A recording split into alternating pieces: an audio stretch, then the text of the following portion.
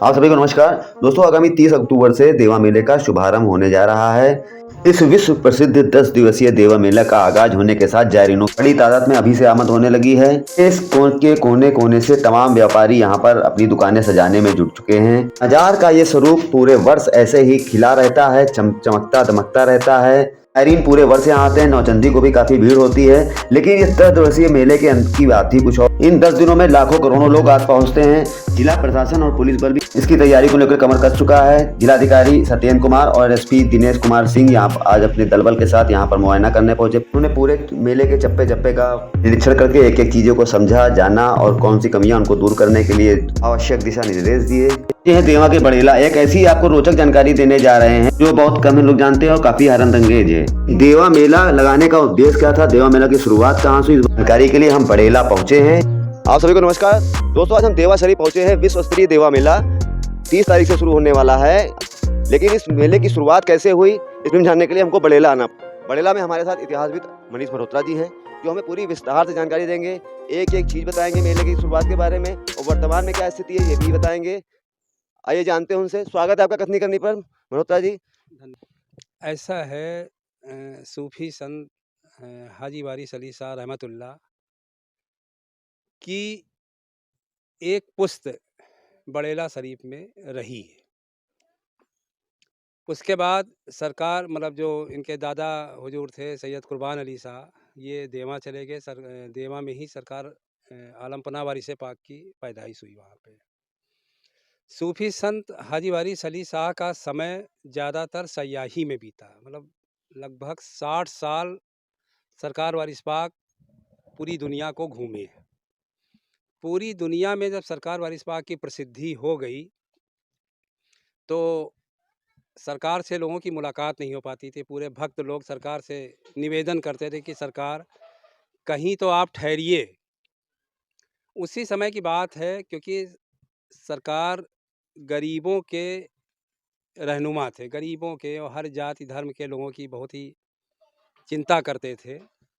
तो उन्होंने एक विचार बनाया अपने भक्तों के माध्यम में कि अच्छा ठीक है, हम कार्तिक महीने में अपने अब्बा हुजूर के नाम से एक मेले को लगाएंगे। उसी समय सूखा पड़ गया था, अकाल हो गया था। किसान लोग अपनी मतलब ज़मींदारों को लगान नहीं दे पा रहे थे, अंग्रेज़ों का दौर था। तो सरकार ने मेला लगाने का उद्देश्य ये रखा कि एक तो दूर दूर से लोग आएंगे, दुकानदार आएंगे, देवा के लोगों का भी उसका लाभ होगा और जो बाहर से दुकानदार यहाँ दुकानदारी करने आएंगे 2 पैसे उनको भी प्राप्त होंगे। उद्देश्य केवल यही था। दूसरी बात ये था कि हम कम से कम 10 दिन जो है देवा में ज़रूर मिलेंगे। एक तिथि मतलब निश्चित कर दी। तो कार्तिक का महीना चुना।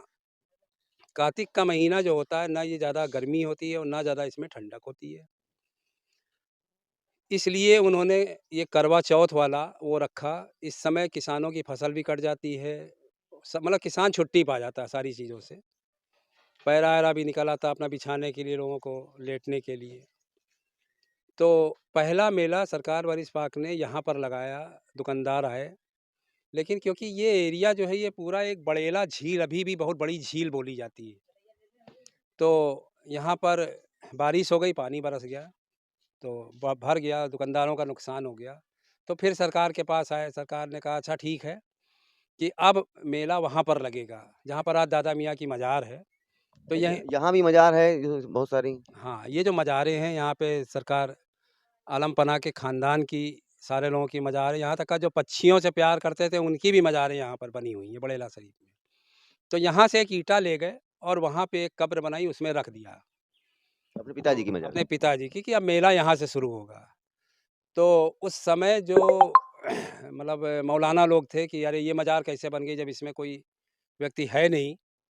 तो सरकार के ऊपर फतवे भी उस दौर में बहुत से लगाए गए। एक किताब है अवगढ़ साहब आरसी ने लिखी है, सरकार के बड़े फ़कीर हुए, रद्द कुफ्र नाम से।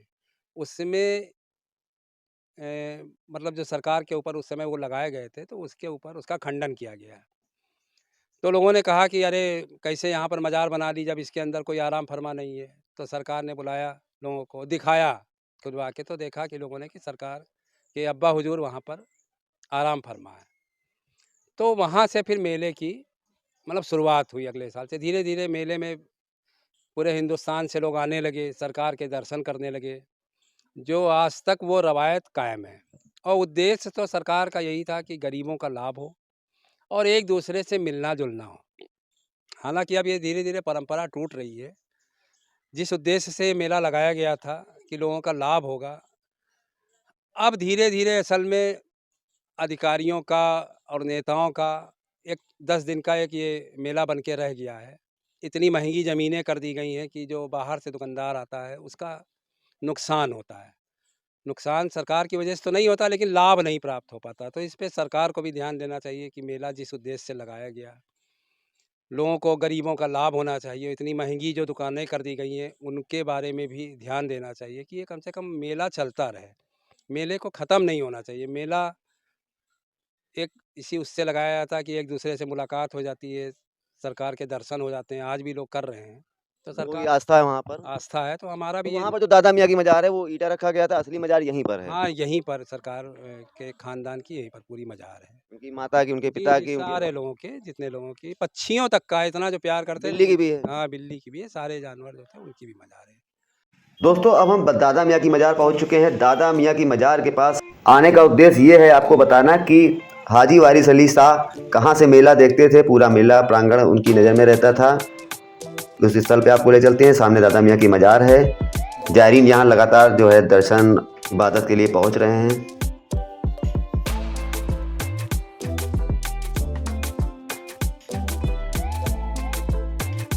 जो दिखाया गया आपको, ये दादा मियाँ सरकार ने वहाँ से बड़ेला से जो ईंटा ला के रखा था और अपने वालिद के नाम से जो मज़ार बनाई थी, वो अभी आप लोगों ने वीडियो में देखा। और ये जो चबूतरा है, सरकार पीनस में बैठ के आते थे, पालकी में बैठ के आते थे और यहीं पर बैठ के मेले को देखते थे, कव्वाली सुनते थे और लोगों को दर्शन देते थे। दादा मियाँ की मज़ार से चंद कदमों की दूरी पर एजाज रसूल गेट है। एजाज रसूल गेट की खासियत क्या है और इसका इतिहास क्या है, ये भी जानकारी सुनिए। दादा मियाँ की मज़ार के बाद हम आप लोगों को लेके आए हैं एजाज रसूल गेट। ये राजा जहांगीराबाद जो सरकार वारिस पाक के शिष्य थे, उनके द्वारा ये बनवाया गया है। और जो अंदर गेट है उसके ऊपर जिलाधिकारी की पत्नी जो है हर साल फीता काटती हैं, कबूतर उड़ाती हैं, तब औपचारिक देवा मेला की शुरुआत होती है। माटी कला के इतिहास के बारे में क्या है विशेष निकल के आया है, इसे बताइए। ऐसा है, जब आलमपना वारिस पाक हयात में थे तो बाहर से सरकार को मानने वाला सरकार के लिए शरबत का गिलास बना के लेके आया। इस तरह का एक गिलास था। तो उसने सरकार से कहा, सरकार गिलास कैसे बना, मतलब कैसा लगा आपको, कैसा बना? तो सरकार ने कहा नहीं बहुत अच्छा। सरकार सबको प्रोत्साहन देते थे, सबकी कला का प्रोत्साहन देते थे। लेकिन सरकार इस तरह का गिलास कोई बनाए ना पाइए, कहीं हाँ कोई बनाए ना पाइए। तो सरकार के मतलब यही देवा के ही एक पीर गुलाम थे जो उस समय कुज्जे बनाते थे, छोटे छोटे कुज्जे बनाते थे। सरकार में मतलब जो कोई लंगर वंगर होता था उसमें काम आते थे। पीर गुलाम को बुलाया सरकार वारिस पाक ने और पीर गुलाम से कहा कि पीर गुलाम क्या इस तरह का तुम बना सकते हो? कहीं सरकार हम कहाँ बनाए पे, आपकी नज़र हुई जी है तो हम कुछ हो कर सके था। तो अब गुरु और शिष्य का एक रिश्ता भी था इसके अंदर। तो सरकार वो पीर गुलाम जो थे उन्हीं दूसरे दिन जो है एक गिलास बना के और उसको पका के लेके आए।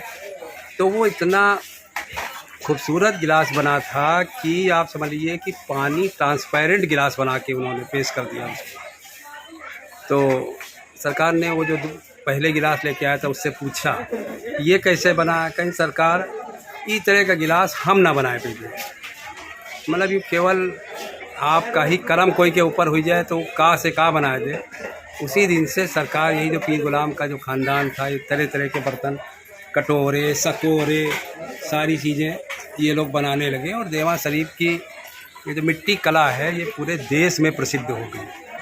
तो मतलब कहने का मतलब ये था कि सरकार ने गरीबों का भला करने के लिए जिसके ऊपर नज़र कर दी वो क्या से क्या हो गया। क्योंकि सरकार आलम पनाह वारिस पाक खुद नबी सल्लल्लाहु अलैहि वसल्लम मोहम्मद साहब के ख़ानदान से थे, 26वीं पुश्त से आपका सिलसिला था। इस प्रकार से मोहम्मद साहब पूरी दुनिया के लिए रहमत बनकर आए, इसी तरह सूफी संत वारिस अली साहब भी मतलब रहमत बन के आए लोग। उसी का नतीजा आज ये मेला जो है पूरी अपने चरम पर है, पूरा विश्व प्रसिद्ध हो गया। जी। धन्यवाद। देवा मेला के शुरुआत के जैसे जैसे दिन नज़दीक आ रहे हैं वैसे वैसे दुकानदार यहाँ पहुँच कर अपनी तैयारियों में जुटे हैं। आइए ऐसे कुछ दुकानदारों से मिलवाते हैं। सैकड़ों वर्ष पुराने दुकानदार यहाँ पहुँच चुके हैं। ये देखिए बहुत पुरानी दुकान सैकड़ों वर्ष से लग रही है। इनसे जानते हैं। फखरुद्दीन जी, आपकी दुकान कितने दिन से लग रही है रसूल गेट पर? हमारी दुकान यहाँ लग रही है 1918 से हम की फर्म चल रही है दमदम के नाम से। अच्छा। ये हमारे दादा के टाइम से आ रही है। ये हमारी चौथी पीढ़ी हम लोग में है। तो कहाँ से आते हैं? बहराइच से जी, आते हैं? लखनऊ से आते हैं। हम लोग रहने वाले लखनऊ के, एक फर्म हम लोग की देवे में है और एक बहराइच में। बहराइच में है। तो यहाँ पर 10 दिन लगाएंगे? कितने दिन लगाते जी, हैं? 10 दिन का मेला है, 10 दिन दुकान लगती है। 10 दिन लगती है। उसके बाद फिर वापस लखनऊ चले जी, जाते वापस हैं। चले जाते हैं। क्या रेट मिला आपकी दुकान का? क्या रेट मिला? आपकी दुकान का यहाँ का रसीद हर सर्किल रेट का अलग अलग एरिया का रेट है। ये देखिए इधर का रेट 641 रुपये आपके लाया है और बाकी कहीं का 500 रुपये है, कहीं का 400 रुपये है। जैसे जो एरिया है उस एरिया का सब रेट अलग अलग सबका है। रेट अलग। पिछली बार कितना था रेट? पिछली बार से 5% बढ़ा है। 5% बढ़ा है। हाँ, उसी की वृद्धि हुई है जो भी हो। धन्यवाद आपका। अब हम जानवरों की बाजार पहुँचे हैं। यहाँ के लोगों से भी जानकारी करते हैं। व्यापार मेरे का कहाँ से आए हैं घोड़े सब? फैजाबाद। कौन नस्ल के हैं? सब सिंधी पंजाबी। ये मरवाड़ी बंदा, वो मरवाड़ी है, वो सिंधी बंदा है। क्या क्या रेट है सबके? उसके 3 लाख हैं, ये 2-2 लाख। घोड़ा कहाँ का है ये? हमें किस दिला भाई? अच्छा अच्छा। कितने का बिका है ये? 3 लाख। 3 लाख।